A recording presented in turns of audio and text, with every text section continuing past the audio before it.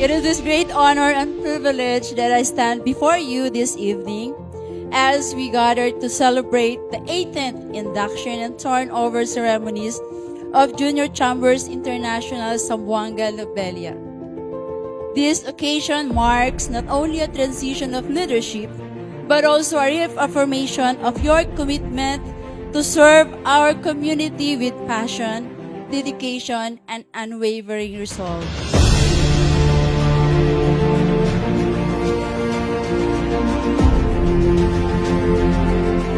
As we stand on the threshold of a new era, I envision a community that thrives on the principles of excellence, compassion, and progress.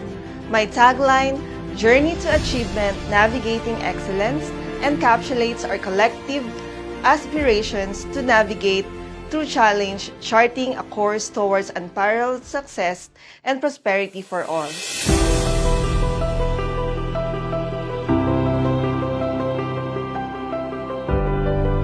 Our overarching vision is one of inclusivity, where every voice is heard and every individual is empowered to contribute to the greater good. It is a vision of a city where opportunities abound, where innovation flourishes, and where each citizen is equipped with the tools and resources necessary to reach their fullest potential. And to the brave soul who took on the challenge to lead this year, my SAPISIG President, Pres. Mary Jane Amarado, and Board of Directors, may we anchor our term to a unifying leadership, bannering the Lead to Serve mantra while taking the drive for change. May our 1 year to lead be of quality training to always seek the better version of ourselves. You fought a fight prior that tested your dedication to really take the presidency as a sacred duty, and now you are bound to prove and show that you deserve the spot more than anyone else.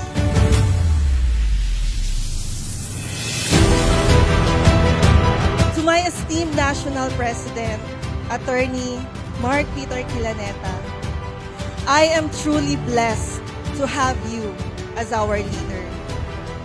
Your visionary leadership, coupled with your exceptional wisdom and strong conflict management skills, have been instrumental in guiding our chapter through challenging times. Your ability to anticipate future trends and steer us towards innovative solutions sets you apart as a true visionary.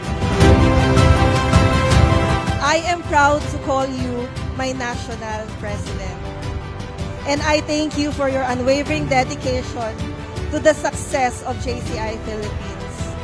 Under your guidance, I am confident that we will continue to thrive and make a lasting impact on our community and beyond.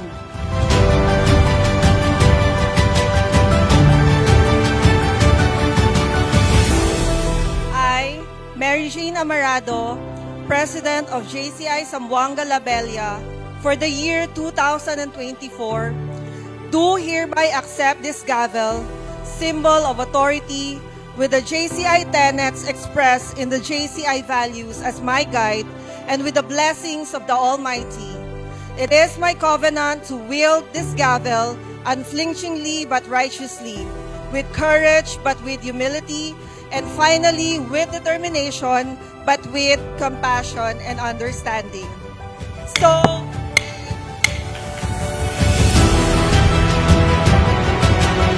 moreover, to each and every member of JCI Philippines, let us pledge today to set aside our differences, to bridge the divides that separate us, and to march forward hand in hand towards a brighter, more prosperous future. Let us be the architects of our destiny, the masters of our faith, and the custodians of a legacy that generations to come will look back upon with pride. Otra vez mío saludo JCI Zamboanga Lobelia, nad ustedes dedicación na continua el amor para la Triaton Organización. Saludo yo con ustedes y saludo yo no todo miembro de JCI Philippines. Mi grande gracias a todo. Buenas noches. Let us embark on this journey together, hand in hand, as we navigate the path to excellence and prosperity. Muli, ako po si Mary Jane Amarado, the 2024 Local Organization President of JCI Zamboanga La Bella.